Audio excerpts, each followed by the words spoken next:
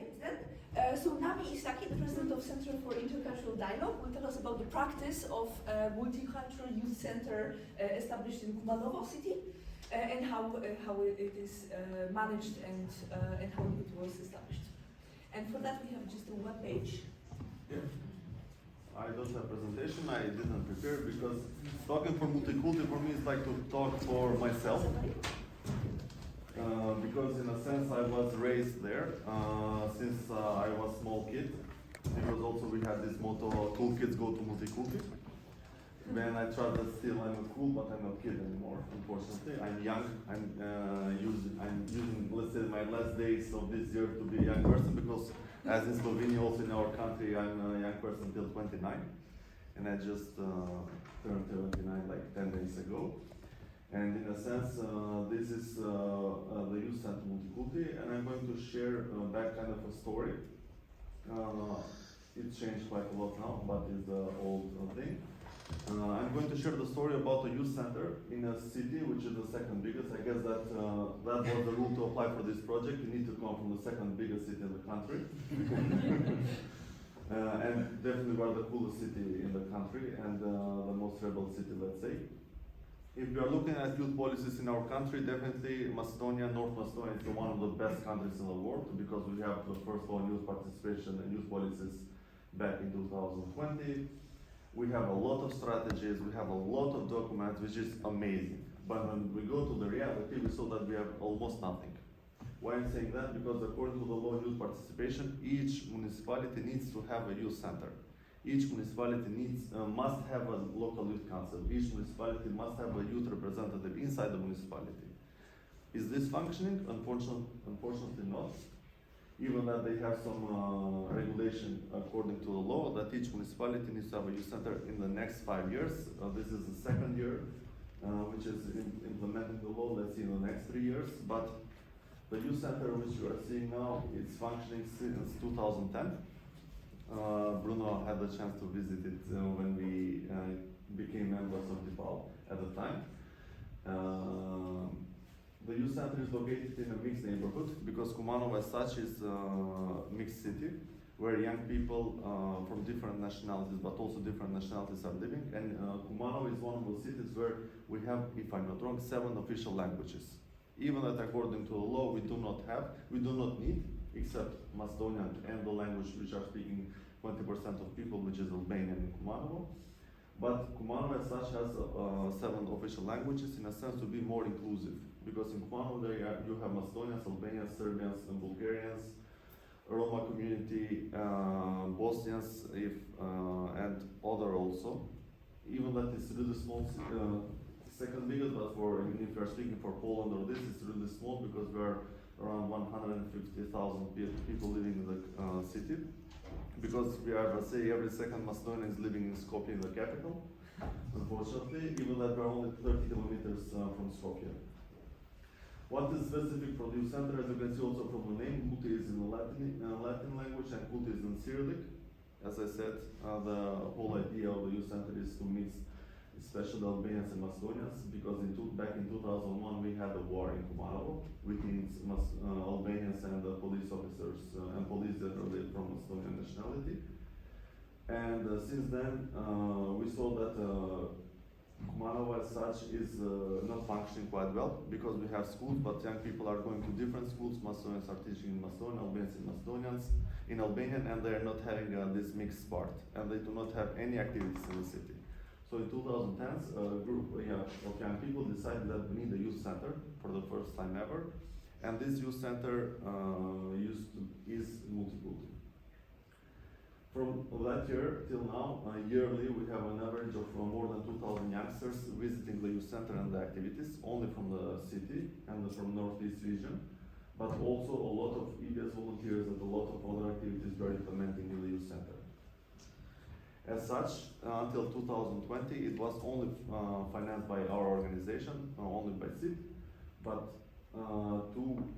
almost 3 weeks ago, we just received the first ever decision from the municipality that they will be covering 50% of the activities inside the youth center, which is quite good for us because in a sense we will manage to have daily activities. In the youth centers, in the youth center here in Kumanovo, all the activities are bilingual, Albanian and Macedonian, because we want to be inclusive to all the nationalities. We are not using, unfortunately, Serbian and other languages because they are similar with the Macedonian, and almost every person in Kumanovo and in Macedonia speaks this Balkan Esperanto, which we call, which is a mix of ex-EU languages, except Slovenian, which is quite difficult for us.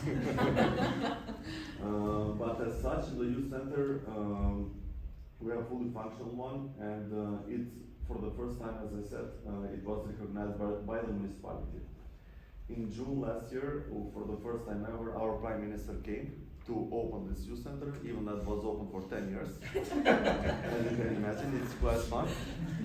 But they want to take photos and to come and visit the youth center, which is fine for us because in a sense we gained in visibility, but also the Agency for Youth and Sports, because unfortunately even at national level, it's still youth and sports, even that in youth department are working 5 people in sports around 100. So you can imagine also the budget, how it's inside. They came also and they were donating some stuff to the youth center in a sense, so we can manage to have programs and activities. But if we compare to the past years, because as you know in Macedonia it was quite difficult years because we called the years of the regime, when were the party in the government, the youth sector was quite in fire, let's say, and we were attacked all the days and always. They were using different strategies and policy, and also a lot of inspections came to all the offices. But luckily we managed to survive, and we are now here having this youth center. There were quite a lot of changes because for the first time ever the government is much more open to the youth sector. And for the first time ever, we have a candidate city for becoming European Youth Capital, which is Strumica. And you can imagine from a country where youth sector almost didn't exist to now applying and having support for the youth programs, it changed quite a lot.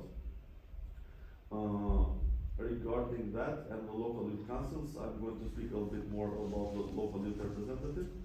So basically each municipality needs to have a local youth representative inside the municipality, which is a paid position. But it's not functioning in a sense because they are naming someone inside. For example, I'll just take an example. 4 years ago in Kumanovo, the driver of the mayor was the local youth representative. So you can imagine how is the situation. But now with the cooperation with the OSCE mission to Skopje, we are giving also activities and team building activities, especially to the local youth officers or local youth representatives, however we call them, to each municipality. So in a sense, they to be the first contact point for the young people in the city, but also in all the government bodies inside the government.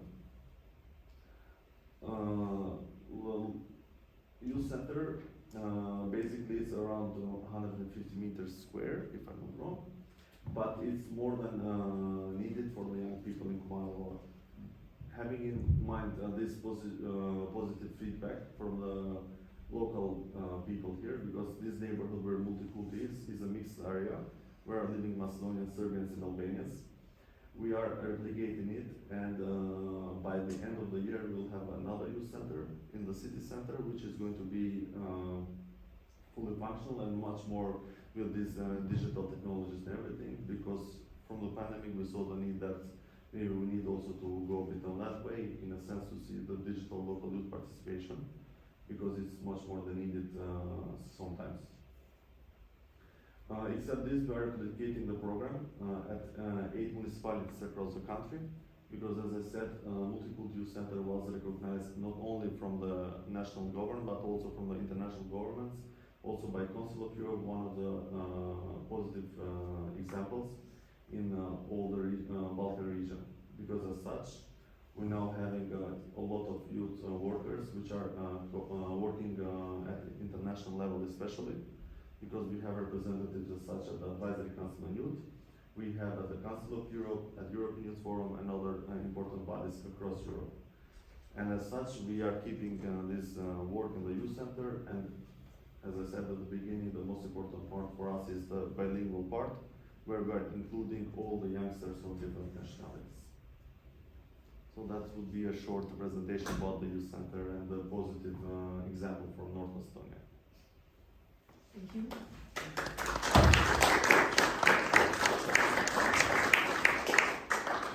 So after those two presentations, let's have a round of questions because the third speaker will be just displayed on the video. So let's keep it now while we remember those inputs, insights. Do you have any questions or comments? Nico? Regarding Cluj and the need to make it more international in a sense to promote, which I think always applies to every city. What steps or in what direction have you started working towards that? So the Youth Federation has 36 organizations, and we did there was a summer camp last year where we actually went very deep into this topic. Like, whenever they are receiving somebody, either, for example, ISAC does a lot of longer term programs. So what are their problems when hosting somebody?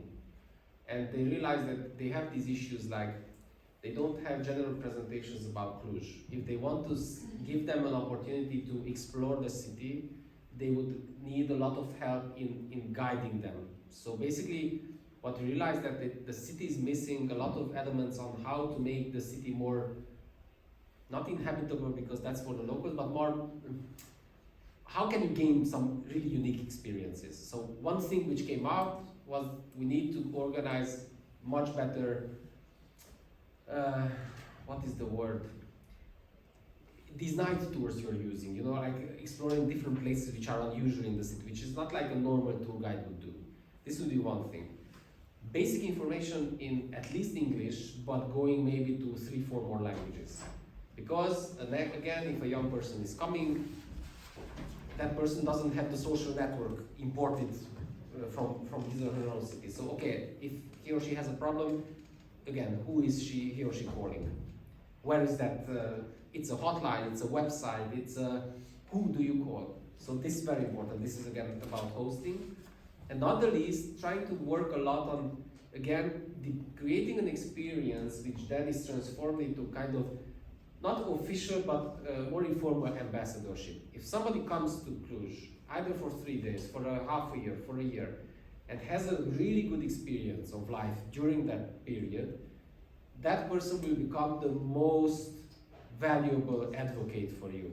So basically, it is not just done because of a sense of hospitality. That is also one perspective, which is more like towards that young person, but it is also kind of thing of interest, because this way you will engage more. You know, it's the very basic thing. I had a good experience. I will tell you that the city is lovely. Next time we will both go back, and something like this. So this is the very pragmatic things which are done in the background, and not the least also making aware the municipality that the materials they are doing sometimes are not really youth friendly. So maybe you don't need to print a brochure, but you really need to work on a better app which is presenting the information, because young people will check it on the phone and stuff like this. Also, information signs in the city, like how can you guide yourselves in the city? How are you using public transport, where there was a lot of improvement, like paying by card. There was a problem for young people, for example, coming from abroad, that they were not able to buy tickets. Or they could buy it only physically, so they needed to go to the woman which was in the box. The woman didn't know English or any other language, so the communication was really bad. Now it is solved. The problem of paying with the card in the bus is solved. So whatever card you are having, you can just pay it directly, and it's not a problem anymore. And this way, you are improving the use of public transport by people, and again, the experience. You know where you are feeling safe, and so on and so forth. So this was done on the hosting, and we want to take it really further. The municipality wants to invest in this directly, like really having a program through which you are developing these kind of tools and methods. Don't misunderstand me. I believe it when I see it. So with municipalities, always you need to have this sense of uncertainty, but the intent is there, which is, I believe, an improvement. Second question comes from Piotrek, and then Bruno. Okay, so thank you very much for your interesting presentation, and I thought one question for the representative from Romania and one for Macedonia. So the question for Macedonia is pretty short, and it's could you please tell us more about your law regarding youth participation? Because you've mentioned that every municipality has to have a youth center and also a youth council with representatives. So I would be really happy to hear more about that. And the question to your Romanian colleague is that, as I understand, your the presentation was made from a perspective of an NGO that you work in and also is preparing the strategy. And can I ask what's the attitude of the municipality and of the I don't know, president of the city council towards the whole idea? It would be really nice to know. Thank you. Okay, I'll start with the law. Back in 2011, it was the first attempt from the Prime Minister at the time, Nicola Gruevski, which was coming from Kumanovo, which decided to have a law on youth participation. But the NGO sector in general, the youth sector, we decided that that wasn't the law which we need, because it was his decision to make. Back in the time, in 2017, it was an initiative from the government, because inside the parliament we have a youth club of MEPs, let's say, and together with them, the NGO sector, 10 representatives from the NGO sectors, representatives from the parliament, from the government, and OSCE mission to Skopje started to draw this law. It was a really long work till 2020, in January 16, when for the first time ever we had the law.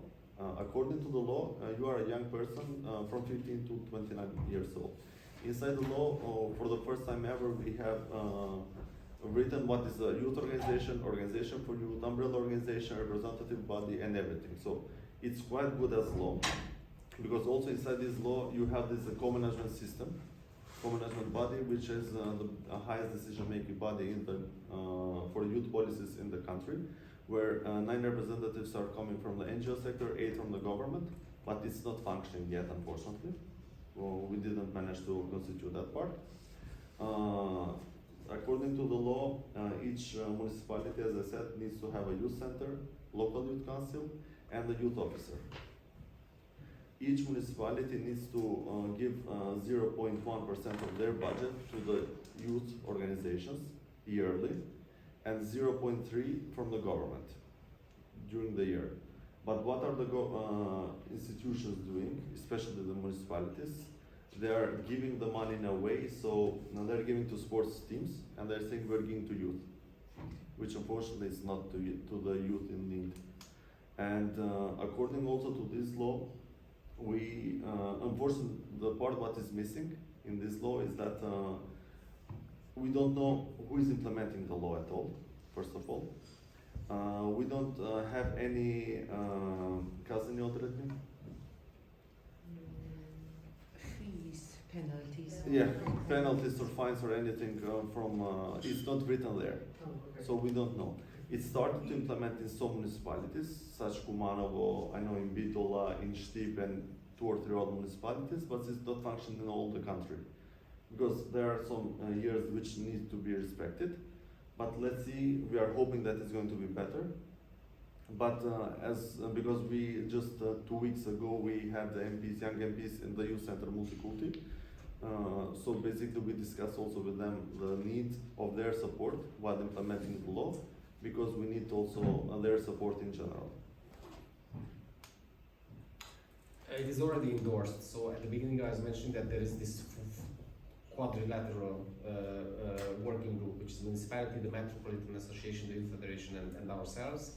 So basically, this is already endorsed as a concept. It was presented publicly in October last year. What we are doing now is to finalize the detailed descriptions in the background, because this is something like a summary, but it is already endorsed. What I like personally, again, be practical.